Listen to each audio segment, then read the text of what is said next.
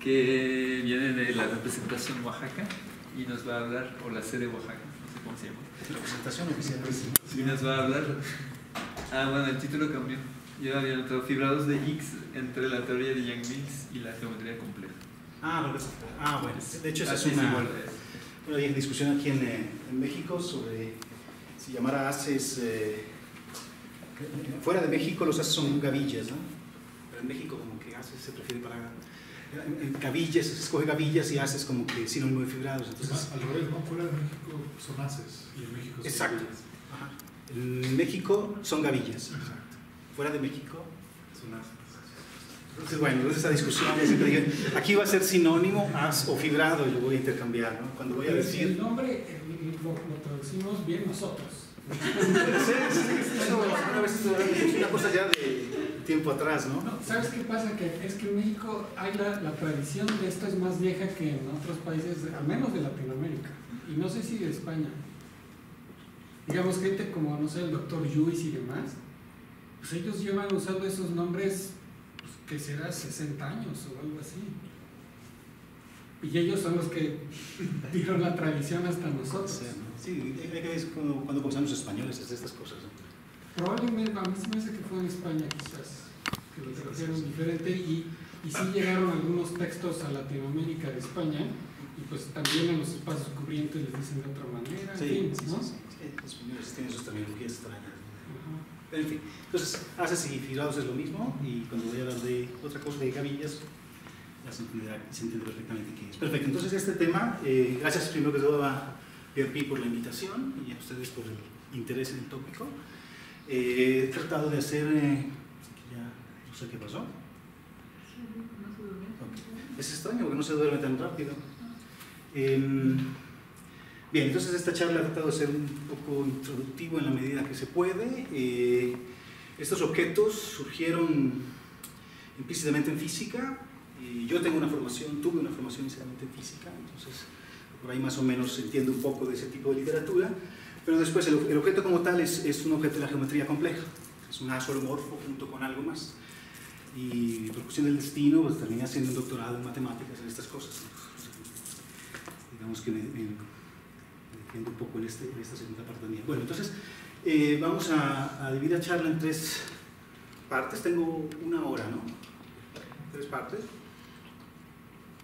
Les voy a contar un poco una introducción histórica que siempre es bueno hacerlo, saber de dónde surge este objeto y por qué era importante, qué estatus tenía, y después en una segunda parte veremos un poco lo que son haces de Higgs y lo que llamamos métricas, unas métricas especiales, en este caso se llaman Hermite-Yang-Mills o también Hermite-Einstein, son sinónimos también. Y entonces en esta sección vamos a introducir rápidamente lo que son haces de Higgs o fibrados de Higgs. Y esos haces tienen naturalmente una curvatura, que no es la curvatura clásica del asolomorfo, sino que es una curvatura aumentada, con un término adicional que tiene que ver con el campo de Higgs. Esa curvatura se llama la curvatura de Hitchin-Simpson. Entonces, uno puede definir las métricas de Hermite-Einstein y Yang-Mills simplemente con respecto a esta curvatura, ¿no? Uno establece una ecuación diferencial y quiere saber, esa ecuación, la variable es la métrica, y uno quiere saber cuándo existe una métrica que satisface esta cosa, ¿no? Y este seminario tiene un sabor completamente analítico, pero estas cosas no se pueden escapar a la parte algebraica. Entonces, quizás vale la pena al menos mencionar brevemente cómo se sabía cuándo existían este tipo de soluciones, pues estas cosas que están puramente en el ámbito de la geometría diferencial, métricas en asas, tenían una contraparte de la geometría algebraica. Entonces, vale la pena por lo menos mencionar algo sobre eso. Y pues ese tema de la estabilidad de Mumford-Takimoto daría también para una charla ya en un auditorio más de un seminario de geometría algebraica, por ejemplo. Entonces, y en la parte final vamos a hablar de un funcional en particular, el funcional de Donaldson. Resulta que esta conexión entre las métricas de Hermite-Einstein y la estabilidad de Mumford, ese puente entre la geometría diferencial compleja y la geometría algebraica compleja, lo ayudaba a establecer un funcional, ¿no? Uno naturalmente pensaría que es el funcional de Yang-Mills, resulta que por cuestiones un poco técnicas el funcional de Yang-Mills no resultaba el más apropiado, entonces Donaldson fue el que empezó con estas cosas y construyó un funcional, y después Kobayashi un poco lo escribió de una forma un poco más geométrica y se hizo un poco se empezó a desarrollar esta equivalencia, y lo que yo voy a mostrar en este seminario es una versión del lagrangiano de Donaldson para el caso de Higgs, que es como una copia, es casi mutatis mutandis de la definición de Kobayashi clásica, ¿no? Solamente el juicio de que cuando se aumentan estos términos que dependen del campo de Higgs, pues todo funciona bien, ¿no? Ok, entonces en la última parte hablaremos un poco de este lagrangiano de Donaldson y veremos su relación con métricas de Hermite de Yang-Mills. Finalmente, si queda algo de tiempo, hablaremos un poco de una relación entre semiestabilidad y métricas aproximadas de Hermite-Yang-Mills. Entonces, decirles un poco más sobre eso, que es un resultado, se puede ver como una extensión de un resultado más, un resultado primario, que fue la equivalencia entre la estabilidad y la existencia de métricas Hermite-Yang-Mills. En fin, quizás no vale la pena ahondar mucho en estos detalles sin decir un poco de definiciones. Entonces, creo que comenzamos un poco con historia. Creo que, como seguramente es bien sabido para parte de ustedes, durante el siglo XX se hicieron grandes avances en física y en gran medida estos fueron el resultado de un entendimiento de las interacciones fundamentales, ¿no? Fundamentales de los físicos. Se pueden resumir en 4. Una es la gravitación, otra es el electromagnetismo, y después en el siglo XX, después de muchas experiencias tortuosas, los físicos llegaron a la conclusión de que hay 2 interacciones nucleares que están gobernando lo que pasa en los núcleos atómicos. Y esto fue un triunfo de la física del siglo XX. Ahora, como seguramente también saben, del electromagnetismo ya se tenía una idea desde la antigua Grecia, ¿no? Muchas palabras del electromagnetismo están ligadas a palabras griegas, ¿no? Como electrón, magnetismo, viene la isla de Magnesia, donde se han encontrado unas rocas que tenían esa propiedad extraña de que traían otros cuerpos y cosas así, ¿no? Entonces, había un entendimiento cualitativo, quizás, un acercamiento a esta interacción, pero una teoría propiamente dicha y cuantitativa surgió solo en el siglo XIX, con una serie de físicos importantes, en parte ellos ingleses, entre ellos Maxwell, también alemanes, Hertz, Faraday, Volta, etc. Lograron condensar todo esto en una teoría que los físicos llaman teoría electromagnética, que está digamos, codificada en unas 4 ecuaciones diferenciales, junto con otra más que los físicos llaman la ley de Lorentz, pero son 4 ecuaciones diferenciales que se llaman las ecuaciones de Maxwell, ¿no? Y las ecuaciones de Yang-Mills pueden verse como un análogo de las ecuaciones de electromagnetismo, con un análogo que los físicos llaman, o los matemáticos también llaman, nobeliano, ¿no? Entonces, ahora, intentos por entender estas interacciones vinieron inicialmente por Enrico Fermi, Yukawa, Pauli, pero estos son intentos en los años 30 y 40, pero todavía no sabía muy bien qué era lo que estaba pasando, y después en los 50 intervinieron 2 físicos, Young y Mills, que pusieron una idea un poco revolucionaria para entender algo en concreto de estas interacciones fundamentales. Y después, un par de décadas después, entraron en escena una gran cantidad de físicos, entre ellos quizás los más famosos fueron Feynman, Gell-Mann, Weinberg, Lashow, Salam, Tijoux y Bellman. Esto fue más o menos entre los 60 y 70, eso fue todo 2 décadas, y ellos un poco copiaron la idea de Yang-Mills original. Todos estos personajes que están aquí, solo para darles una idea, fueron premios Nobel de física, y de hecho casi todos por su trabajo relacionado a estas interacciones fundamentales. Entonces, eso da una idea del estatus que estas cosas tenían en física, ¿no? Bien, entonces para ser un poco más concretos, el artículo de Yang y Mills aparece en el 54. Ellos lo que hacen es proponer un modelo para entender un concepto típico de nucleones que se llamaba spin isotópico. Proponen SU2, y ya para no hacerles la historia muy larga, el punto es que esto tiene que ver con electromagnetismo. De una forma se había ya meditado durante más de medio siglo que el electromagnetismo tenía que ver con un grupo de Lie unitario, era U1. Entonces la idea genial de Yang y Mills era si una de las interacciones fundamentales tiene que ver con un grupo de Lie unitario U1, ¿qué tal que las otras interacciones tengan que ver con otros grupos de Lie unitarios? Entonces así viene la forma como piensan los físicos, ¿no? O sea, ensayo-error, ¿no? Entonces comenzaron con lo más sencillo, ¿no? Uno, el más parecido a uno unitario, uno diría que es SU2. Entonces lo ponen y logran construir un modelo que tenía cierto atractivo, y ese modelo al final terminó siendo impreciso, porque esta idea del spin isotópico fue una cosa de estas que queda ya en la prehistoria de la física, pero que después se destruye y se cambia por otras cosas, ¿no? Entonces, pero lo que quedó fue la idea de usar grupos de Lie, y eso fue lo que copiaron todos estos otros físicos de los años 60 y 70, empezaron a retomar las ideas de Yang-Mills, de hecho usar grupos distintos, como SU3, SU5, y de ahí ya empieza como a cobrar forma una teoría en física que los físicos llaman teoría de Yang-Mills. Entonces, en términos físicos, una teoría de Yang-Mills es básicamente un modelo para las interacciones fundamentales basado en grupos SUN. Y quizá aquí debe hacer la aclaración de que sin las nucleares, ¿no? La gravitación no se considera como parte, ¿no? Entonces es como las interacciones electromagnetismo y estas otras dos, ¿no? Esa sería como una definición física de la teoría de Yang-Mills.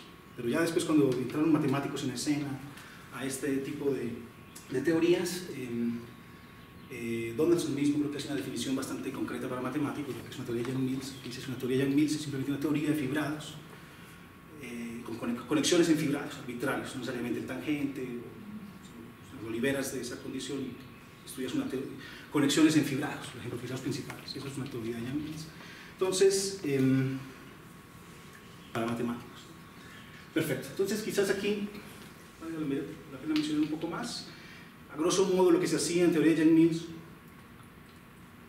como les decía, esto era un funcional, y las ecuaciones de Euler-Lagrange de ese funcional se bautizaban como las ecuaciones de Yang-Mills. Entonces, ese funcional, los físicos, de hecho, fueron los primeros que notaron que no tenía por qué ser definido en R4, como inicialmente lo habían hecho, sino que se podía ser definido en varios ámbitos, en varios espacios. Y en muchos de estos casos, las soluciones a las ecuaciones de Yang-Mills aparecían como pares, donde estos pares A-Phi, los físicos lo llamaban, A lo llamaban una derivada covariante, y la Phi lo llamaban el campo de Higgs. Y la razón por la cual llamaban el campo de Higgs era cuando ellos se devolvían a mirar la teoría y mirar la lagrangiana, que es lo que a ellos les gusta estar viendo, ese Phi contribuía exactamente como lo que debería contribuir el bosón de Higgs, o el campo de Higgs. Entonces ese fue el nombre. Pero digamos que los físicos tienen esta gran virtud, o defecto, depende de cómo se mire, de pensar en estas cosas sin ver muy bien qué son, ¿no? Y lo logran hacer con un gran éxito. Entonces, a principios de los 80, Atiyah, Bott, Hitchin, principalmente Atiyah, se interesan por las ecuaciones de Yang-Mills, ¿no? Que son ecuaciones en cierto sentido análogas al electromagnetismo, pero más complicadas, eran no lineales en particular, y se interesaban había una geometría rica detrás de este tipo de ecuaciones, y ellos notaron que las soluciones que los físicos consideraban en estos casos necesitaban la existencia de ciertos objetos, ¿no? Entonces, cuando se está ya en matemáticas, uno como que aprende a ser un poco más neurótico, decir, dime qué son, dónde viven, ¿no? Si no, no me voy tranquilo. Entonces, obviamente, Hitchin, Atiyah y otros se dieron cuenta que lo que pasaba era que esta conexión era más, esta derivada podría ser más una conexión en un as, y que esta phi era una sección de un as asociado. Estas eran las cosas. Entonces, prácticamente garantizar la existencia de estos objetos era garantizar la existencia de dónde viven, ¿no? Entonces, esos haces fueron los que después fueron llamados haces de Higgs. Perfecto. Entonces, vamos con... A principios de la década de esta década, desde los 80s, aparecieron los primeros artículos de matemáticas sobre haces de Higgs. El interés se centró inicialmente en R4 y R3, porque estas teorías ya los físicos las habían escudriñado un poco y las soluciones de hecho tenían interés en física. En el caso de R4 llaman isentones, en el caso de R3 eran monopolos magnéticos. Y a Hitchin se le encomienda lo que en ese momento era estudiante de Atiyah, ¿no? Se estudia las en R2, pues ya se existió en R3, ya se acabaron todo, pues estudia las en R2 a ver qué pasa. Hitchin empieza con este trabajo de forma muy minuciosa y lo que se da cuenta es que cuando se pasa a R2 obtiene un lagrangiano de Higgs, como era de sospechar, y él llama a este phi campo de Higgs en geometría. Es como la primera vez que en la literatura aparece Higgs como objeto matemático. Y él reconoce que las ecuaciones no solamente se pueden estudiar en R2, sino que se puede estudiar en variedades que son modeladas por R2. Lógicamente se va rápidamente a estudiar en cuestiones en superficies de Riemann. Pero estos haces son los que también se conocen como el mecanismo de Higgs. No, el mecanismo de Higgs yo creo que es más... hasta donde yo sé, el mecanismo de Higgs es simplemente... Es decir, sí está relacionado con el bosón de Higgs, el campo de Higgs. En el mecanismo de Higgs aparece el bosón de Higgs. Pero el mecanismo de Higgs es algo que se introduce más o menos ad hoc en la Lagrangiana para darle masa a unos fermiones para que todo funcione bien. Entonces, digamos, el mecanismo de Higgs es como tanto qué colocas en la lagrangiana para que todo se ajuste. Creo que eso es lo que los físicos traducen en mecanismo. Pero sí es el mismo objeto. Es el mismo objeto, por eso se llamó, por eso Hitching lo llamó campo de Higgs. Perfecto. Entonces, después, al final de los 80s y principios de los 90s, se dieron cuenta que este tipo de cosas no tenían por qué restringirse a superficie de Riemann, sino que podía ser, se podía pensar en un manifold compacto, Keller en general. Y es Simpson quien empieza con estas cosas, y es Simpson quien acuña el término haz de Higgs, ¿no? Es decir, el parente, el haz holomorfo junto con la sección que estaba ahí, lo llamó un haz de Higgs. Y Simpson, entre otras cosas, muestra una correspondencia, digamos, muestra que en el caso de haces de Higgs, algo que ya se conocía clásicamente, era una correspondencia entre existencia de métricas de Hermite-Einstein y estabilidad de una formación otro, que esta cosa aplicaba también a haces de Higgs, y ahí hay inclusive aplicaciones interesantes en topología. Entonces, esa correspondencia tenía un nombre ya, bueno, a partir de esos años empezó a llamar la correspondencia de Hitchin-Kobayashi. Si quieren, es como una especie de puente entre la geometría diferencial y la geometría algebraica, ¿no? Bien, entonces, estos haces de Higgs siguen teniendo una relevancia en las últimas 2 décadas, tanto en geometría como en física teórica. De hecho, en cuestiones de física teórica, versiones muy modernas de la teoría de Yang-Mills, estos objetos vuelven a aparecer ya en su forma madura. Y esta es una historia bastante curiosa, porque el objeto aparece en física, pero los físicos no entran en todos estos detalles, y estos detalles entran Atiyah, Donaldson, Hitchin, Simpson, bla, bla, bla. El objeto se madura, y después los físicos son bastante listos en este sentido, pues lo agarran ya listo, ¿no? Ya saben cuál espacio módulo y qué propiedades tiene, pero pues no... Está bien, ¿no? O sea, lo hacen, pero el punto es que la historia es bien curiosa, ¿no? Cómo se desarrolla el objeto en un área y después vuelve y se usa en versiones modernas de esta teoría, que esta es una de las teorías fundamentales ahora que está ligada a la física de frontera, ¿no? Entonces, bueno, entonces ya creo que ya, después de esta breve historización, no tan breve de histórica, luego vamos a comenzar con los objetos ya como tal, ¿no? Entonces lo primero que uno puede... ¿Y por qué no dices variedad Keller? Olvida, ya lo traduje de allí, Manifold Keller, sí. Ya se quedó así y me dio pereza cambiarlo al final. De variedad Keller. Entonces, es una haz de Higgs, una variedad de Keller compacta. Entonces, lo que uno llama lo que uno llama un haz de Higgs, una variedad de Keller compacta, es un par, donde es un haz vectorial holomorfo sobre X, y phi es una sección. Phi es generar un morfismo de E en E tensorizado omega 1x. Omega 1x es el fibrado cotangente. Entonces, si se quiere, esto puede verse como una unoforma con coeficientes en los endomorfismos. Okay. La definición no tiene por qué restringirse a Keller, podría ser de hecho compacto, general, pero las propiedades que vinculan la existencia de métricas con la estabilidad se tienen inicialmente para Keller. Entonces, por esa razón se trabaja primero este caso. Y se le exige a ese morfismo que satisfaga esta condición. Entonces, esta condición uno la puede ver de la forma siguiente. Si uno piensa phi como una unoforma con coeficientes endomorfismos, una unoforma con coeficientes matriciales, lo tomas localmente. Entonces, el wedge es simplemente el wedge de las formas, solo que hay que tener cuidado de no intercambiar los operadores, ¿no? Entonces, lo que sigue, R será el rango de E y N será la dimensión de X. Los primeros ejemplos de estos objetos son bastante técnicos, que aparecen en el artículo de Hitchin y en los artículos de Simpson, ¿no? Pero de hecho, Simpson se interesa en esta definición porque esta definición es un caso particular de un objeto todavía más general que se llama sistema de haces de Hodge. Esta cosa estaba ya muy metida en el terreno de la geometría algebraica. Era interesante este objeto y el Higgs era, o sea, un sistema de haces de Hodge era en particular un haz de Higgs, ¿no? Entonces, por ese interés que Simpson tenía estas cosas, decidió trabajar este objeto en abstracto, ver un poco sus propiedades y ver qué salía, ¿no? Sin embargo, sí se pueden construir algunos ejemplos más concretos, usando, por ejemplo, haces cotangentes, usando contracciones, o si quieres, omito esos ejemplos, los dejamos al final si quieren, si está interesado para verlos, porque si me pongo a hacerlos voy a invertir un poco de tiempo en eso y no podemos avanzar más. Entonces, los dejamos al final. Bien. Cuando n es igual a 1, la condición de phi. Exacto, es automática. Es automática. Cuando ya se trata de dimensión más alta, tienes que estar checando. Pero se pueden construir morfismos que satisfagan esas condiciones. Bien, entonces ese era el objeto. Pero un objeto así, por lo regular, ya desde la geometría, como era un as vectorial homorfo, ya los as vectoriales homorfos vienen con un montón de juguetes, ¿no? Entonces ellos vienen con métricas. Entonces uno puede tener una métrica hermitiana en E, esa métrica hermitiana pues, es una métrica hermitiana en el as de Higgs de forma natural, y uno con esa métrica de la teoría clásica sabe uno que existe una conexión que se llama la conexión hermitiana o la conexión de Chern. Esa conexión es de esta forma, y la parte de esta prima significa la parte holomorfa y esta doble prima es la parte antiholomorfa.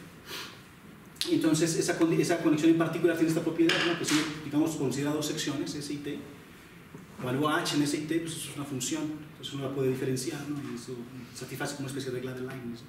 Esto es una compatibilidad entre la métrica y la conexión. Entonces, como también tenemos un phi, una vez uno tiene un H, uno puede definir un adjunto con respecto a H.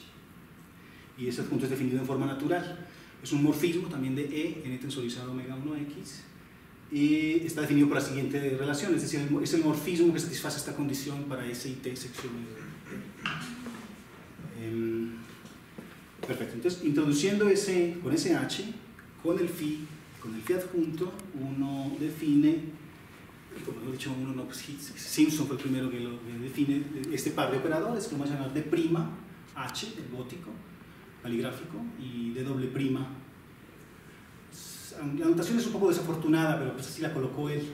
Desafortunada en el sentido de que estas partes primas y doble primas en la conexión de Chern sí son la parte holomorfa y anteriomorfa, pero cuando ya se pasa al caso de Higgs no lo son, de hecho se mezclan. Entonces prima y doble prima no son más la parte holomorfa y antilomorfa, simplemente son la parte que depende de H y la parte que no depende de H.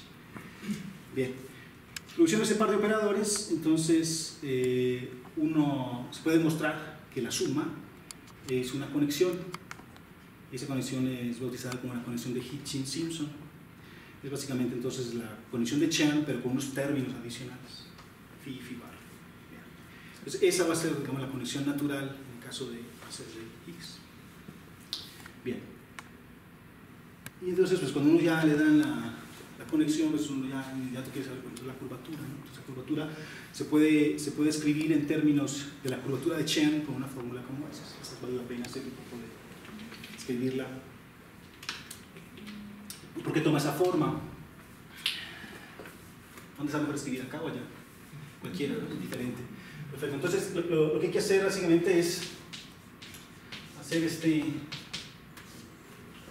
producto entre lo que uno tiene es DH, uno tiene phi más phi barra, tiene DH más phi barra H. Entonces, claramente uno tiene 9 términos en principio, pero hay una condición en phi wedge phi es 0, entonces elimina 2 términos aquí, phi wedge phi barra, wedge phi barra, y ya te quedan otros términos adicionales. Entonces estos dos te producen la curvatura clásica, la de Chern, pero te quedan términos mixtos, ¿no? Entonces te queda algo así como phi wedge DH, DH wedge phi, y te queda lo mismo también mixtos con estos, ¿no? Entonces te queda algo así como phi barra H DH más términos del tipo phi wedge phi barra más phi barra H. Pero uno sabe que phi es holomorfo por la definición de as de Higgs. Entonces de estos términos, es como una especie de regla de Leibniz, uno se da cuenta que esto se puede abreviar como DH en phi. Esta es la clásica, la de Chern. Pero es holomorfo, entonces la única que interesa es la de prima. Y algo análogo pasa acá, ¿no? Como este es el antiholomorfo, entonces el que interesa es la parte antiholomorfa. Y después te queda este término, y este término naturalmente uno lo define como un conmutador. La razón para hacerlo es que simplemente uno tiene, si uno escribe por ejemplo en coordenadas locales esta cosa, entonces esto es una U-forma con coeficientes, perdón, es una forma con coeficientes de endomorfismo, esto es algo así como de Z alfa, si uno quiere escribir, ¿cómo así mejor? Si uno quiere escribir Z alfa como un sistema coordenado en X, entonces uno escribe algo así, ¿no? Wedge, el otro, ¿no? Y el otro entonces sería algo así como phi barra de Z barra beta. Entonces aquí, pero si haces el otro conjugado, pues te queda esto intercambiado, ¿no? Y eso también. Entonces, si juega uno con esto, se da cuenta que al sumar los dos, te viene en forma natural un conmutador de phi alfa, phi barra beta, z alfa, z beta. Entonces, este término en forma natural uno prefiere evaluarlo como phi barra h. Más o menos como el origen de la notación. Y entonces, aquí hay algo importante que uno tiene que tener en cuenta, y es que hay una parte de la curvatura que es de tipo 1,1, esto ya se sabe de la teoría, esta es de tipo 1,1, es decir, si escribimos el polinomial local es de z barra. Y esta es parte 2,0, 0,2, y esta, y esta última también es de tipo 1,1. Entonces, uno tiende a definir este operador, y de hecho para cuestiones prácticas, esa podría ser considerada como la curvatura, ¿no? Al final los otros términos siempre desaparecen y se hacen integraciones y cosas así. Entonces, de hecho, en algunos textos se define la curvatura de Hitchins-Simpson como solamente ese pedazo, ¿no? Bien. Entonces, si uno utiliza marcos locales, uno puede escribir expresiones para estas métricas, para la curvatura, ¿no? En particular la métrica, pues es una suma de los coeficientes por... el superíndice acá es el elemento dual de este, una base del dual, ¿no? Entonces, en forma natural se escribe de esta forma. La barra, perdón, significa el conjugado. Esta G es, como las variedades de Keller, tiene una métrica, esta es como la métrica de Keller, ¿no? Entonces la escribes en términos de las componentes. Estas sumas alfa y beta son de 1 a n, y estas suman i, k de 1 a r, que es el rango. Y la curvatura, la parte 1,1 de la curvatura se podrá escribir entonces así, con ciertos coeficientes. Y estos son una base de endomorfismos de estos coeficientes. Son entonces formas de tipo 1,1. Entonces, al ser formas diferenciales de tipo 1,1, uno los puede expandir de nuevo con ciertos coeficientes de z alfa, de z barra beta. Esta es la forma natural de hacerlo. Entonces, si uno denota por G con el índice arriba las componentes de la matriz inversa, entonces uno puede definir ciertas cantidades con índices IJ, que son básicamente coger estas cantidades de la curvatura y contraerlas con la métrica inversa. Suma sobre alfa y beta, entonces quedan dos índices libres, IJ. Entonces, esto naturalmente es un objeto con dos índices, ¿no? IJ. Y teniendo este, pues uno si quiere lo puede contraer con este, con el H barra de acá, y naturalmente le baja un índice y entonces queda un objeto de este tipo, ¿no? Entonces estas cantidades, si uno quiere, las puede definir como en el primer caso, usando el KIJ, acabé de definir, es un endomorfismo de forma natural. Y si le colocamos un gorrito, si lo hacemos con las otras componentes, y en forma natural aparece como una forma hermitiana. Bien, entonces esas cantidades son la curvatura media. Curvatura media de Hitchins-Simpson. ¿Cuál es la diferencia entre hay dos? ¿Cómo? ¿Por qué la segunda definición?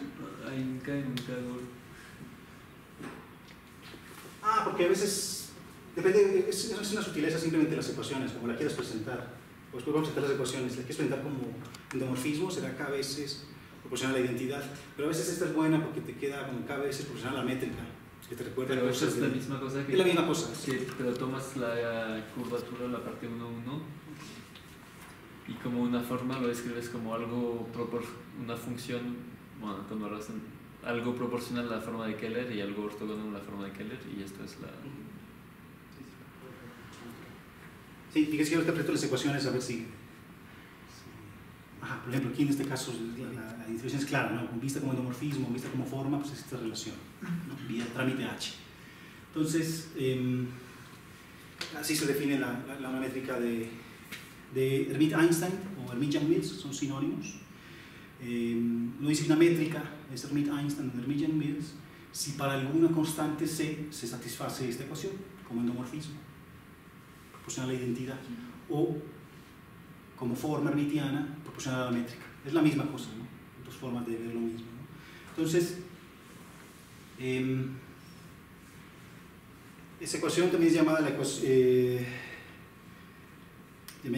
de Hermite-Einstein o de Hermite-Yang-Mills. Es análoga a una condición de haces holomorfos. Esto es una cosa que fue estudiada en los 80s por Donaldson, Kobayashi, Ulle, Yao, varios que terminaron en Gluck, intervinieron en esta cosa. Es decir, si uno, por ejemplo, si apagas el Higgs, si te olvidas del Higgs, esto al final de cuentas no es más que la curvatura media de la conexión de Chern. Y esta es la ecuación que llamaban Hermite-Einstein. Bien, y la terminología Hermite-Einstein fue introducida por Kobayashi como una generalización a las ecuaciones de Keller-Einstein. Y esto, pues, a grosso modo, viene de lo siguiente: si por un momento ustedes consideren no el E arbitrario, sino el tangente. Entonces la métrica que tienen en la variedad de Keller es la métrica en el tangente, es decir, G y H son lo mismo. Y por ser Keller, uno tiene propiedades de simetrías entre la curvatura. Y eso hace que cuando te vas a la definición de la curvatura media y el tensor de Ricci, es exactamente lo mismo. Entonces esta ecuación, en ese contexto particular, sería Ricci proporcional a la métrica. Entonces es como una extensión de estas cosas. Entonces eso explica un poco el origen de la terminología. Y bien, entonces la existencia de soluciones a estas ecuaciones se reconoció, digamos las clásicas, que tenía que ver con propiedades algebraicas de la holomorfa. Y algo análogo pasaba en el caso de Higgs. Entonces, brevemente digo algo sobre este asunto algebraico, ¿no? Cómo garantizar la existencia de estos. Disculpa, ¿cualquier tangente de una variedad Keller se le puede dar estructura de Higgs? El tangente, sí, creo que sí. Cualquier tangente. Sí, creo que sí, lo puedes construir Higgs fácilmente con tangente. Sí. Tienes que verificar la condición de integrabilidad, eso es ya como la cosa que tienes que hacer. No hay instrucciones para... Bueno, siempre pues un fibrado X es como un fibrado vectorial más un teta y puedes poner el teta igual a 0 y exacto, ese sería como el caso de la cima. Caso de teta no 0. O sea que la sección no sea 0. Creo que sí, pero ahorita lo miramos ahora, ya me está entrando en duda.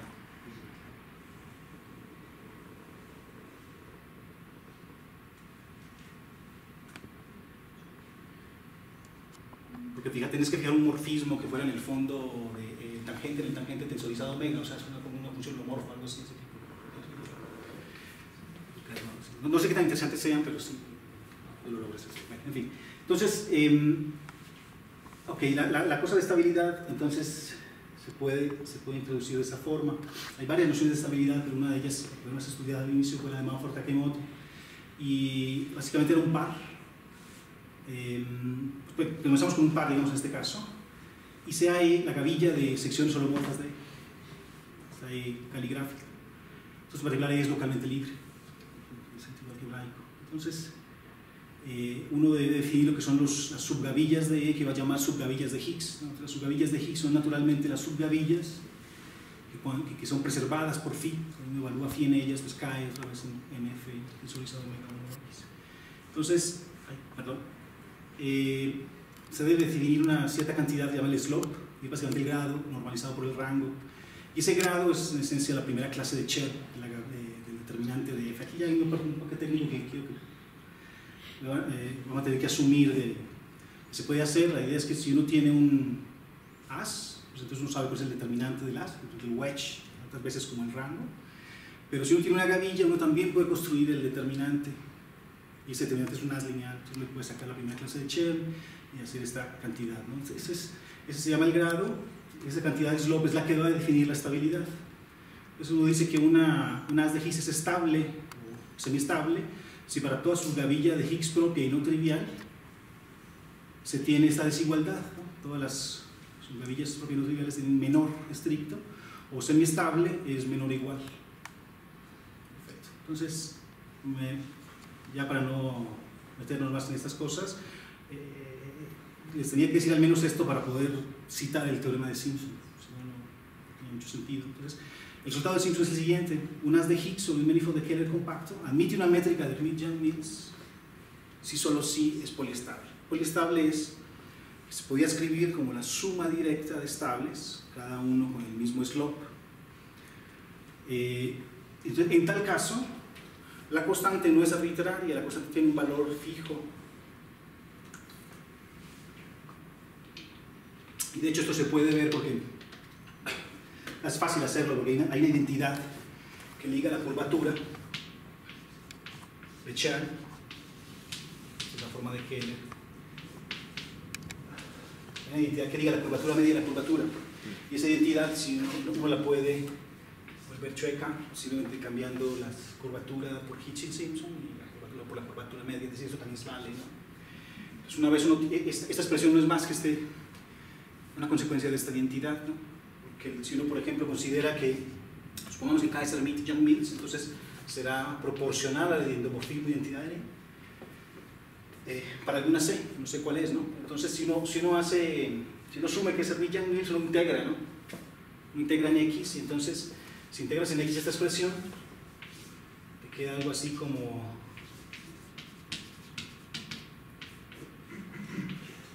C veces integral por omega n. Si ahora sacas la traza de esta cosa, entonces aquí te va a quedar algo así como I ven es la traza de R. Aquí te va a quedar la traza de esto es R, el rango. Entonces, el rango. Te va a quedar algo así como omega n, que si pones un n factorial aquí, pones otro acá, este se usa como el volumen, ¿no? Se usa como la forma de volumen de X. Entonces ahí se le ve la forma, ¿no? Esta identidad que estoy presentando ahí depende del volumen, ¿no? Y ya pues este rango se pasa a jugar acá y como este en este caso proviene de un as, entonces esta cosa aquí al final es la primera clase de Cher, ¿no? Con un I, ¿no? Entonces se acomoda fácilmente el grado acá. Pues lo divides por el rango, es el slope, ¿no? Se le ve más o menos como la forma a la identidad. Bien. ¿Cómo se define el mu sub epsilon? El mu sub epsilon es este, pero para E. Entonces, el teorema de Simpson, como ya les mencionaba desde antes, es una extensión del resultado clásico, la correspondencia de Hichi y Kobayashi. Y en su demostración aparece un funcional conocido como el lagrangiano de Donaldson, así que realmente uno estudia bien para ir de un lado al otro. Entonces, en lo que queda de la plática podríamos hablar un poco de este funcional y de cómo se construye. Bien, entonces para hablar de este funcional uno tiene que pensar un poco en abstracto tomamos unas de Higgs y denotamos por este germ E el espacio de todas las formas hermitianas C infinito en E.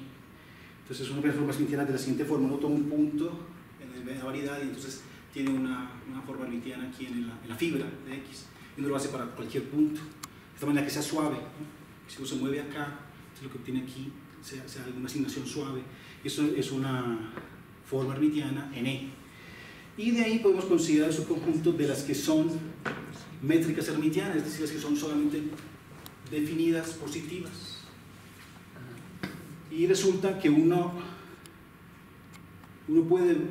se puede mostrar que si germ es un espacio vectorial infinito dimensional y uno puede ver a este germ como el espacio tangente al espacio de métricas hermitianas en cada punto. Que tu espacio más grande es germ, las formas hermitianas, pero no definidas, no degeneradas, porque no necesita que sean no degeneradas. Sí, no estás imponiendo no hay nada más para entender la definición. Ajá, exacto. Este tiene un análogo en geometría riemanniana, es un artículo de Gil Medrano y Mitchell, algo así, ¿no? Donde ellos hablan del espacio, de las métricas, la variedad riemanniana de todas las métricas riemannianas, ¿no? Algo así. Entonces este es como el análogo hermítico, ese tipo de cosas, ¿no? Entonces sí, no se considera no degeneración, simplemente arbitrarias, solamente es infinito y las otras son definidas positivas. Entonces uno puede pensar, digamos, que se para en un punto, como germ, este espacio de formas hermitianas, uno se pone para en un punto H, entonces uno puede ver a este otro espacio vectorial como un espacio tangente, ¿no? Entonces uno identifica estos dos espacios y este es importante porque le permite a uno definir una métrica riemanniana en ese espacio de métricas hermitianas. Y eso es lo que vamos a hacer, lo que voy a mostrar a continuación. Entonces primero, para introducir esa métrica riemanniana, lo que uno hace es lo siguiente: toma un elemento cualquiera en germ, una forma hermitiana. Entonces por conveniencia uno le nota H a la menos 1b, el endomorfismo que satisface, el endomorfismo de E, que satisface esta condición, es que cuando lo metes aquí, hace que esto sea igual, ¿no? Entonces, el origen de la notación es el siguiente, póngale el nombre que quieran, pero uno se pone a hacer esto en coordenadas locales y se da cuenta que las componentes del endomorfismo no son más que el producto matricial de los componentes de H a la menos 1 con los componentes de B. Entonces, esa es como, digamos, una forma de recordar estas cosas, ¿no? Entonces, aquí entonces el resumen es, si uno tiene un elemento en germ, uno puede construir un endomorfismo de asociado y lo denotamos como H a la menos 1 de B, tramite esta relación. Entonces con eso uno introduce una aritmética riemanniana en el espacio de todas las métricas.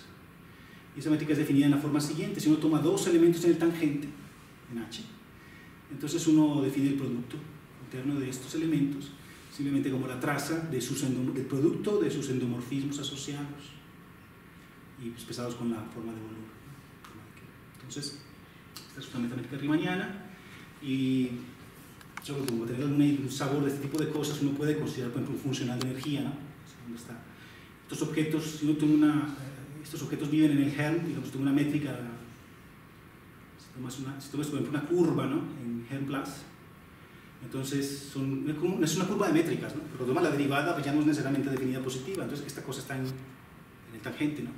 Y entonces uno puede definir un funcional de energía de esta forma, análogo, como se hace en geometría clásica, y con un poco de cálculos uno demuestra que los puntos críticos de ese funcional son curvas que satisfacen esa condición, es decir, son curvas en este espacio tal que su endomorfismo asociado es constante, no se mueve. El endomorfismo es el mismo para todos los puntos de H. Perfecto. Entonces, con eso yo creo que podemos ya definir el Lagrangiano de Donaldson.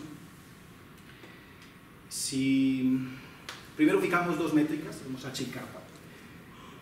Bueno, fijamos más bien la primera, kappa, o K, y la otra la vamos a considerar de alguna forma como variable, ¿no? Entonces, consideramos una curva que inicie en kappa y termine en H.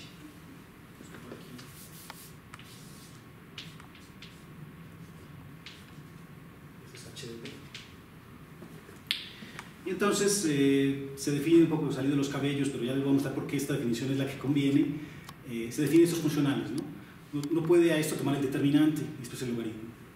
Define este funcional Q1 y define un funcional Q2 que es una forma de tipo 1,1 y definida como la integral entre 1 y 0, pues, el valor de t, de esta traza de VDT, donde VDT es, por definición, el endomorfismo asociado a esta derivada. La derivada H de t. Entonces este Q2 de t es una forma de tipo 1,1. Con esos dos objetos uno puede construir el Lagrangiano de Donaldson de esta forma. Entonces a Q2 acá, que es una forma de tipo 1,1, o sea Q1 acá, pero como esta es una forma y esta no lo es, entonces hay que compensarla con omega, para que quede ambos términos formas de tipo 1,1. En principio C es arbitraria, se puede dejar como C arbitraria. Pero lo que vamos a ver es que, o sea, si colocas a C acá, debería yo como colocar algún C aquí, ¿no? Como depende de C. Pero lo que vamos a ver es que esto tiene interés cuando C es la misma constante que les mostré antes. El teorema de Simpson. Bien, y ya visto, pues obviamente tienes que pesarlo por omega a la n-1 para que puedas hacer la integral, ¿no? Entonces, ese es el famoso Lagrangiano de Donaldson. Y la particularidad de esta funcional es que comparte ciertas propiedades con el de Yang-Mills, pero es más fácil de tratar cuando se va a una cosa general, cuando se está considerando curvas o cosas de baja dimensionalidad.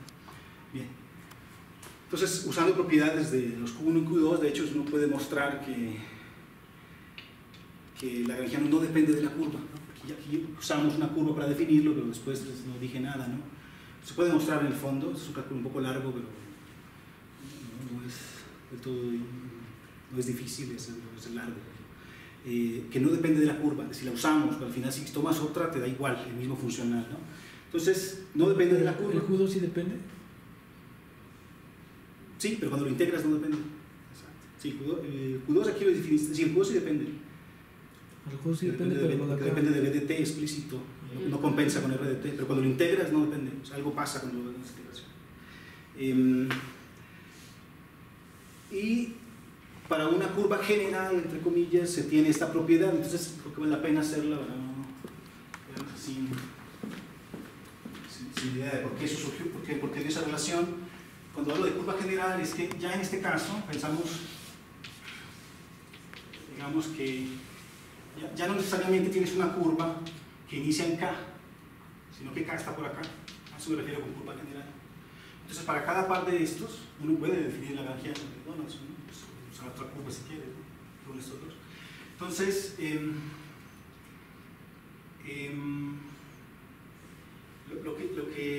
las propiedades que se tienen es, si uno empieza a hacer derivadas de Q1, por ejemplo,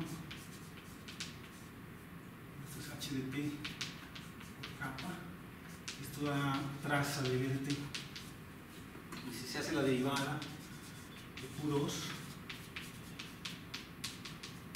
esto te da básicamente la traza, y veces la traza de b de t o r de t, es la curvatura de Hitchens-Simpson, módulo unos términos que al final cuando tú haces la integral no te importan, porque son tiempos, digamos, tipo 2,0, 0,2, y pues cuando balanceas con omega pues desaparecen.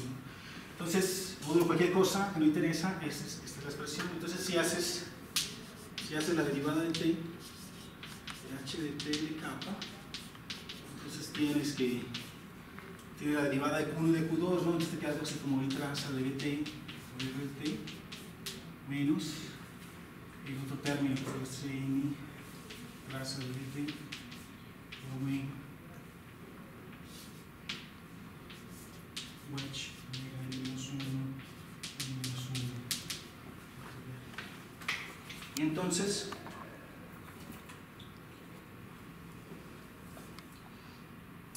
a uno ya empieza a jugar con esto, ¿no? Porque si se dan cuenta, esta junto con esta y el i y todo esto se acuerdan la propiedad que les había hablado de la curvatura, ¿no?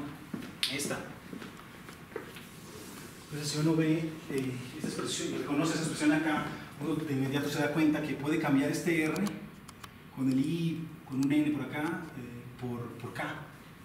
¿Cierto? Y ya no colocas omega n menos 1, sino omega n. Entonces, fácilmente uno se da cuenta que esto se manipula de tal manera que te queda algo así como traza de b de t por kappa de t menos c veces la traza de b de t y te queda aquí omega n sobre n factorial. Y entonces esta expresión tú la escribes como la traza de kappa de t menos c veces la identidad por b de t, que en el orden no importa porque es una traza, entonces puedes cambiarlas.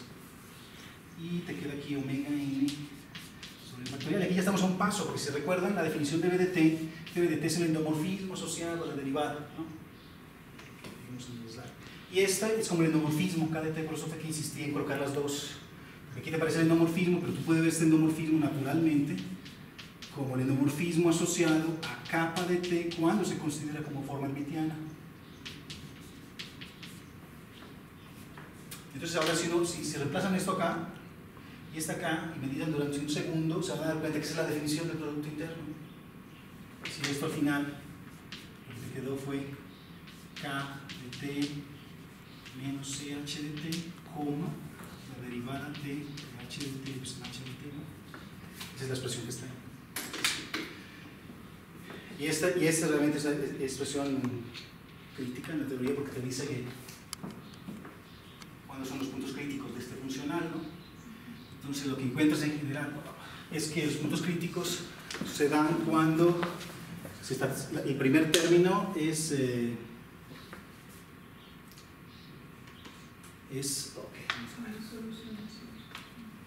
primer término cero. Esa es como la condición. Es decir, aquí uno se da cuenta, por ejemplo, si suponen por un momento que tuviéramos en el espacio una métrica de Hermite-Yang-Mills, entonces te montas en una curva que pasa por ella. Entonces cuando te montas en la curva que pasa por ella, en algún punto esto se va a satisfacer, pero con la constante que dijo Simpson. O sea, aquí uno se da cuenta que C es fija, no puede ser arbitraria, y que los puntos críticos de este funcional son métricas de Hermite-Yang-Mills, y de hecho se puede, haciendo un cálculo de la segunda derivada, se puede pensar que son mínimos. Las métricas son mínimos de este funcional. Bien. Entonces aquí lo que vamos a mostrar algo interesante es que podemos de inmediato vincular el lagrangiano de Donaldson con las métricas. Ahora falta vincularlo con la estabilidad, es como la otra parte de la historia. Entonces, bien, aquí entra en escena un teorema de Simpson. Esto ya fue un capítulo doloroso en la teoría de estas cosas, pero se logra hacer, tanto en clásico como en Higgs. La clave es que esto es holomorfo, entonces la holomorfía es más restrictiva que cuando se están en variedades diferenciales. Este problema es muy similar a la cuestión de Ricci, ¿no? El flujo de Ricci. Entonces, una vez uno tiene este lagrangiano, ¿no? Digamos que esta derivada es esto, de inmediato uno está tentado a pensar en cuándo esto que está aquí, esta derivada es menos esta cosa, ¿no? Porque cuando esto será menos esta cosa, tendrás una norma. Entonces uno tiene una derivada negativa, ¿no? Menor o igual que cero. Pues uno quiere ver, después de que sabes que las métricas de Hermitian-Gill son los mínimos, pues uno quiere ver ese comportamiento, ¿no?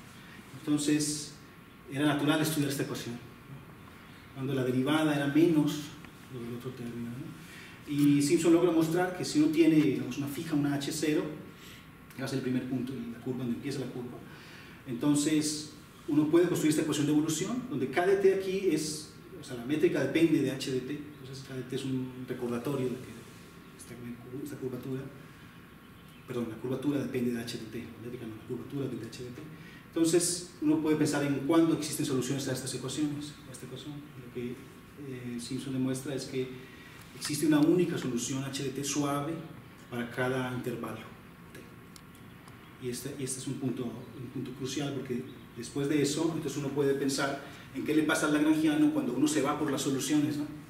No arbitrario, sino se va por las soluciones. Entonces tienes, por ejemplo, si tomas una métrica, una familia en el espacio de métricas hermitianas que ya satisface la ecuación de evolución, esta que está acá, entonces se pueden establecer estas propiedades. Por ejemplo, si para toda K en métrica hermitiana, el funcional que se obtiene, ahora fijas K y mueves a T, es una función de T. Entonces, esta función es monótona decreciente en T. De hecho, en particular, si te devuelves a la expresión, te das cuenta, sí, lo que les decía antes, es menos la norma, ¿no? Es menor o igual, la motricidad más o menos se ve de inmediato. Pero hay que trabajar un poco más para mostrar que si tomas el máximo, como es compacto, son el máximo de k de t menos c de t al cuadrado es también una función monótona decreciente en t. Y se logra también mostrar que si existe una constante que satisfaga esta condición, es decir, lagrangiano mayor o igual que la constante, es decir, lagrangiano es acotado inferiormente. Eso es una forma elemental de decirlo, ¿no? Si tú tienes lagrangiano acotado inferiormente, para todos los test de esta solución, entonces ese máximo no solamente es una función decreciente de t, sino que tiende a cero cuando t se va a infinito. Entonces, este corolario es el que permite vincular las nociones de estabilidad o semiestabilidad de la existencia de métricas aproximadas. Entonces, si quieres, para resumir más o menos la situación, es la siguiente. Es decir, uno puede que esté o sea, cree que exista una métrica, Hermitian-Gill. Entonces, en ese caso, lo que va a pasar es que el lagrangiano en esa métrica alcanza el mínimo, ¿no? Pero es posible que no lo alcance, se quede así, nunca lo toque, ¿no? Entonces, en ese caso, lo que va a pasar es que no es estable, pero es semiestable. Bueno, y si pasa eso, lo que también va a mostrar uno es que existe siempre como una métrica aproximada, es decir, no se puede acercar tanto a la condición como se quiera, ya actualmente lo ven, porque si estás mostrando que el máximo tiende a cero, entonces si te vas a un t suficientemente grande, tú te puedes acercar todo lo que quieras. Y esa es la noción que voy a introducir ahorita, que se llaman métricas aproximadas, ¿no? Entonces, bien.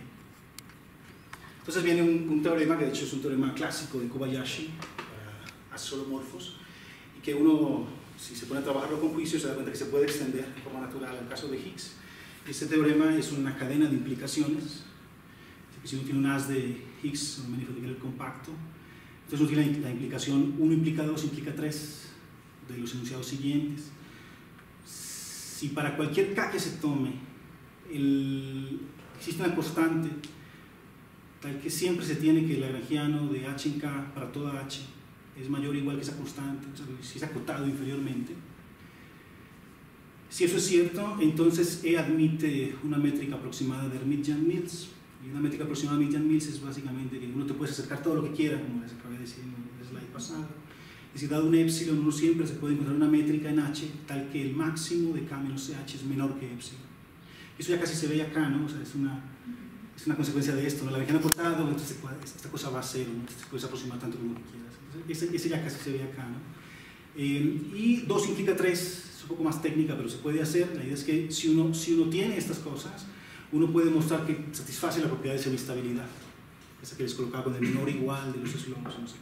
Bien, entonces crea un vínculo entre la parte diferencial, la parte algebraica, que es 2 y 3, y algo ahí, una lagrangiano que está ocupando un cierto rol en estas implicaciones. Y resulta que esto fue conjeturado por Kobayashi en los 80s. No, esto fue demostrado por él, pero él también conjeturó que 3 implica 1. 3 implica 1 lo hizo en el caso proyectivo, pero conjeturó que era válido para cualquier Keller general. Y eso se logró hacer. De hecho, no fue muy lejano de nuestra época, estamos en el 2010.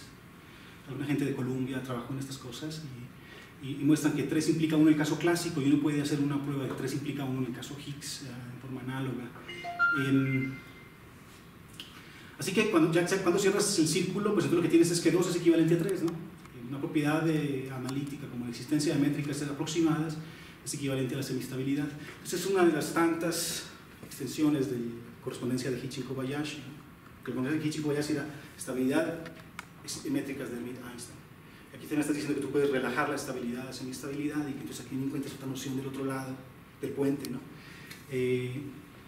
Esa es una de las posibles extensiones, y usando los resultados de Simpson, de hecho, que eran para haces de Higgs, fácilmente se notó que se puede hacer una teoría de gavillas de Higgs, y los resultados de Simpson funcionan y son útiles.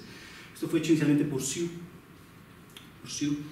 Y se muestra que si se va más el terreno de la geometría algebraica, gavillas que son localmente libres de torsión, entonces uno puede mostrar que si son estables o en general poliestables, del otro lado existe una noción geométrica, pero la noción geométrica sería una métrica en ¿qué? Una gavilla, entonces hay que definir lo que es una métrica, una gavilla, y eso tomó un tiempo de meditación, ¿no? Porque cuando tienes el compacto, pues sí, está más fácil, ¿no? Pero cuando tienes una gavilla, tú tienes que empezar a restringirte a un abierto, que tal conjunto de singularidad y que es un abierto, y entonces tienes un fibra, ahí lo puedes ver como un fibrado de un abierto, pero tienes que empezar a ver que esta cosa se comporte bien, esta curvatura, ¿no? Entonces, esa noción la lograron ajustar ellos, se llamó métrica admisible. Ellos definieron el concepto de métricas en gavillas, se llaman métricas admisibles, y lo que mostraron fue que si era poliestable, entonces existía una métrica admisible de Hermite-Yang-Mills, entonces otra generalización del resultado de Simpson, pero a gavillas, ¿no? Entonces, el problema que sigue abierto es si en el caso de gavillas esa cosa también se puede relajar a semistabilidad. Es decir, en el caso de haces de Higgs, si uno tiene estabilidad, tiene la métrica. Si se deja semistabilidad, tiene la métrica aproximada. Entonces, si vas a gavillas, tiene la estabilidad equivalente a la métrica. La natural pensas semistabilidad será equivalente a algo y que se hace algo, ¿no? Pero hay problemas serios a la hora de manipular esta condición. Este resultado sigue abierto. Y adicionalmente, como les adelanté antes, hay otras nociones de estabilidad. Hay unas conocidas como Bogomolov, estabilidad, y Giese, que es estabilidad, y existen relaciones entre estas y las métricas del Hermite-Yang-Mills, ¿no? Entonces son cosas también que se pueden, son otras vías que se han explorado, ¿no? Perfecto, yo creo que con esto justo a tiempo, ¿no? Yo creo que mejor terminar acá.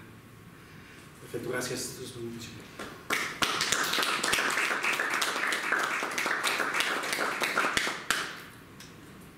¿Preguntas?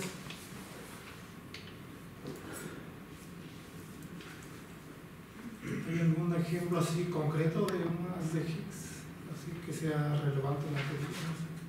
¿Algún ejemplo? Bien, esa es una pregunta interesante, porque la teoría, en cierto sentido, cuando Hitchin la abordó, se va un poco sobre lo abstracto, ¿no? A veces importaba más que considerar una haz de Higgs en particular, lo que había que buscar era todos los posibles haces de Higgs, ¿no? Y y lo que mostraba él era que ese espacio era un espacio, era una variedad, lograba computar la dimensión, o sea, el espacio módulo era realmente una cosa fantástica, ¿no? Entonces a veces se inclinaba más por considerar todas las posibles soluciones o clases de Higgs que no uno solo en particular.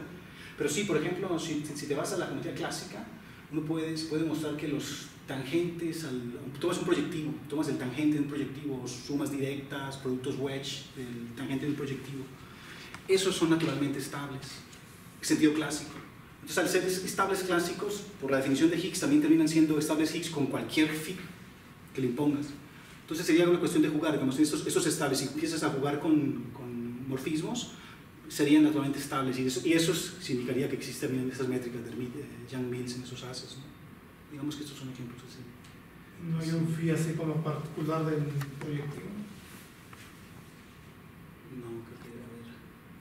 No, que yo sepa, no. De hecho, valdría para cualquier phi, habría que buscar. No, pero por ejemplo, si te das en el caso de Hitching, los primeros ejemplos eran con una superficie de rima. Entonces, la constante de integrabilidad, como dijo Pierre, no importa. O sea, lo que hacías era considerarte el canónico.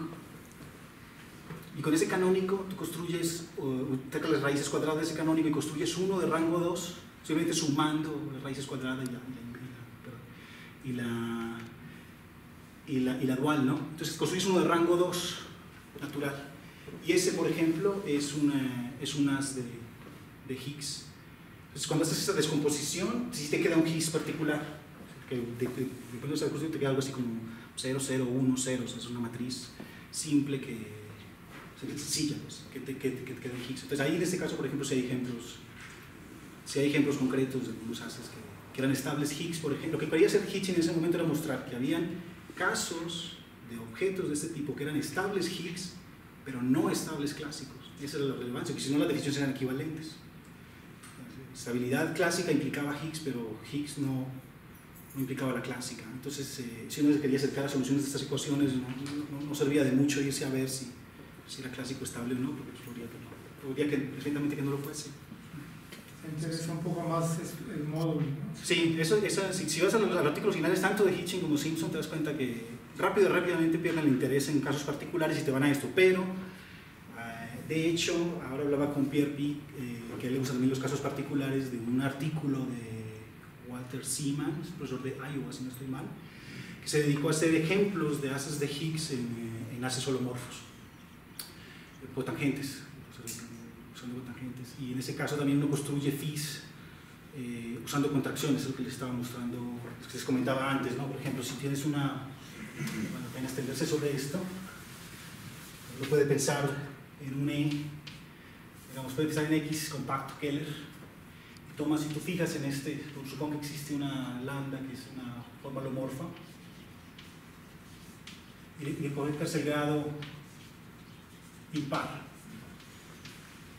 una autoforma, por ejemplo, puede ser. Entonces, si tienes esto, tú puedes pensar en esta forma, en esta fibrado holomorfo, ¿no?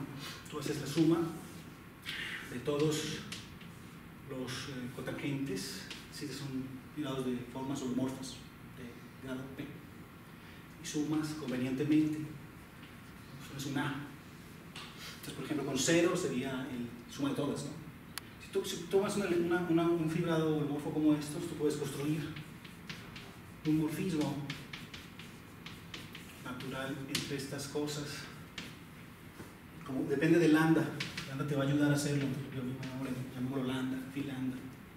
Y ese phi lambda va a ser algo así como esto. Entonces, tú tomas una sección acá, una cosa de este tipo, ¿no? Entonces tienes que definir quién es phi lambda de psi. Phi lambda de psi al final debe ser una unoforma con coeficientes aquí. Entonces, aquí es donde usas las contracciones. Bueno, si esto es una unoforma con coeficientes ahí, entonces, pues yo la puedo volver en un campo vectorial, ¿no? Entonces, digamos, mala notación, digamos B, X se confunde con la variedad. Entonces, tú tienes que decir quién es esto, ¿no? Basta con eso, ¿no? Entonces, lo que haces es que contraes convenientemente, pero contraes con B y lambda, ¿no? Si la lambda la evalúas en B, esta es la evaluación. Y esto le haces wedge con C. Y este es un morfismo, que si tú te juegas un poco con esto, muestras que satisface la condición de integrabilidad, es phi lambda, 0. Entonces este es un caso concreto de unas, naturalmente asociado a esta cosa. Este artículo de Seaman, bastante extenso por cierto, es una fuente grande de, porque él empieza a jugar con estas cosas, ¿no? Y se da cuenta que tienes como una especie de filtración, ¿no? Si mueves el A, cada uno está encajado en el otro, ¿no? Hay propiedades interesantes, ¿no? Y quiere saber cuándo sobre estas cosas existen métricas de Hermitian means y cosas de ese tipo, ¿no? No son estables, bla, bla, bla, bla. Y muestra que esto depende del grado, de la variedad y de ciertos invariantes que dependen de este A. Entonces hay toda una riqueza ahí detrás de estas cosas, ¿no? Entonces digamos que este podría ser un caso concreto de un fit.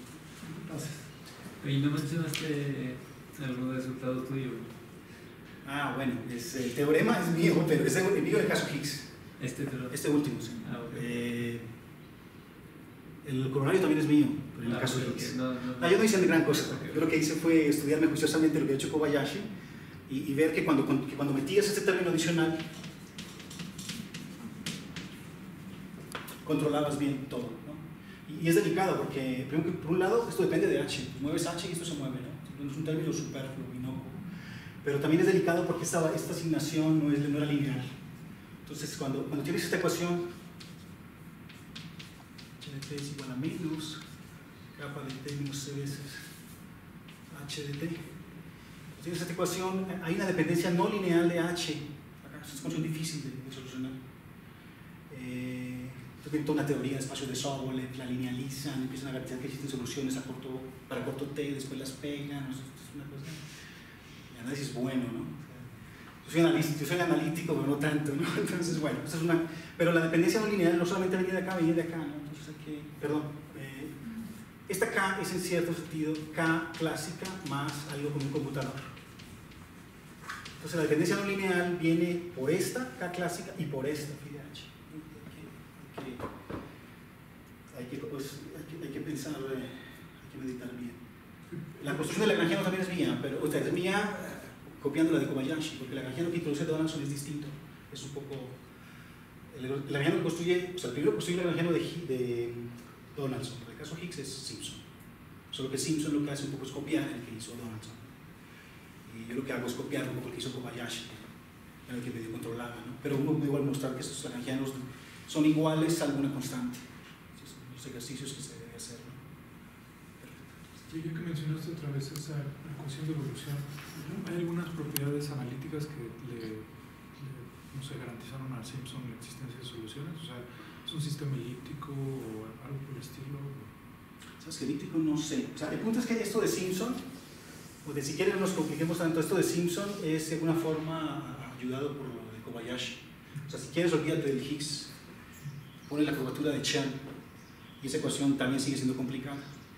Y hay, o sea, habían ciertas propiedades de la curvatura media, por ejemplo, que satisfacía ciertas ecuaciones del tipo derivada de t más laplaciano, en la curvatura de h, tenía ciertas restricciones de este tipo de cosas. Lo que te puedo decir es que sí había, digamos, se sabía, por ejemplo, esto cómo actuaba. Ya no me acuerdo realmente si aquí había un término o no, pero el punto era que había un control. ¿Por qué es el laplaciano? Este es el laplaciano de Hitchin-Simpson, así como la derivada de prima. Bueno, perdón, en el caso de Kobayashi, estoy mezclando todo, es de prima de doble prima, ¿no? Es como el laplaciano clásico, ¿no? Entonces había un control de estas cosas y esto pasaba en el caso clásico y pasaba en el caso Higgs. Es más o menos esta cosa. Si te interesa, esto está en el libro de Kobayashi, donde haces fibrados holomorfos, ¿cómo se llama? Complex Differential Geometry, holomorphic Betterman. Sí, Complex Differential Geometry of... Holomorphic Betterman, Sí, algo así. Eso está bien especificado ahí.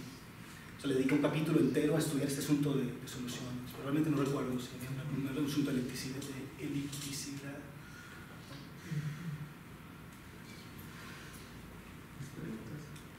¿Tú eso que denotas R más de unas de Higgs, qué estructura tiene? Ese R más se sabe que era. Es un espacio topológico. Es un espacio topológico, topología de Whitman. Se sabe que era, en el caso compacto, era conexo, convexo. Para poder tomar Exacto, para tomar las curvas y que no vean la cosa. Pero hay problemas en el caso de. ¿Esto es convexo? Es el convexo. Tienes un espacio, un fibrado vectorial, y es el espacio de métricas sobre el fibrado, es una métrica para cada fibra, que son definidas positivas. Es convexo dentro del espacio vectorial anterior, que era R. Que era el espacio de todas las formas hermitianas. ¿Y habrá un más concreto de Higgs que es el que usan los físicos? O sea, digamos de donde surge el nombre y demás. Buena pregunta. Mira, el nombre surge en algo que los físicos llamarían teoría de juguete. Porque resulta que cuando tenían el lagrangiano del modelo estándar es en 4 dimensiones, ellos habían empezado a estudiar, como el problema era complicado, también empezaron a estudiar de reducciones a 3 y a 2, ¿no? Entonces cuando hacen ese tipo de reducción, lo llaman de hecho reducción dimensional los físicos, ¿no? Botar 2 dimensiones. Y matemáticamente no es un misterio eso, es simplemente considerar soluciones a las ecuaciones que sean invariantes bajo otras relaciones en esas direcciones. Entonces cuando hacían eso, a 3 y a 2, el lagrangiano que inicialmente tenían, que era el lagrangiano de Yang-Mills, que era puro, y no había Higgs de ningún tipo, cuando reducían de dimensión se daban cuenta que había que distribuir la conexión, ¿sí? Es decir, la conexión inicialmente, vamos a colocarla A, ¿no? Que es como la forma de conexión de la derivada coriana. Entonces esto era algo así, esto era una suma, ¿no? Como, digamos, vamos a hacerlo en coordenadas reales, como decía Simpson, Hichi, es algo así como esto va de 1 hasta 4. Cuando rotaban las dimensiones, entonces al final se quedaba en una conexión que nada más tenía 2 términos. Entonces, de X3 de X4 no existía porque estaba la reducción de las dimensiones, pero a 3 y a 4 sí. Entonces, para no hacerte el cuento muy largo, el punto es que estas cosas se pueden agrupar y cuando te devuelves a la lagrangiana es exactamente la misma contribución que habían colocado en el modelo estándar del lagrangiano de Higgs, pero juguete, que es una teoría en 2 dimensiones. Entonces, la moraleja de este asunto es que el mecanismo de Higgs o el bosón de Higgs aparecía si se reducían las dimensiones. Y eso parece que caló en física. De hecho, el punto de que estas teorías modernas, están haciendo de Super Yang-Mills en igual a 4, que es el Witten que comanda la bitácora de estas cosas, tienen, o sea, la forma natural de meter el Higgs es haciendo una reducción en variedades que tienen dimensión 10 y la reducen a 4. Y ahí aparece el campo de Higgs. Entonces, lo que yo te puedo decir es que sí es un campo de Higgs teórico, pero que sea el caso del modelo estándar exactamente, no.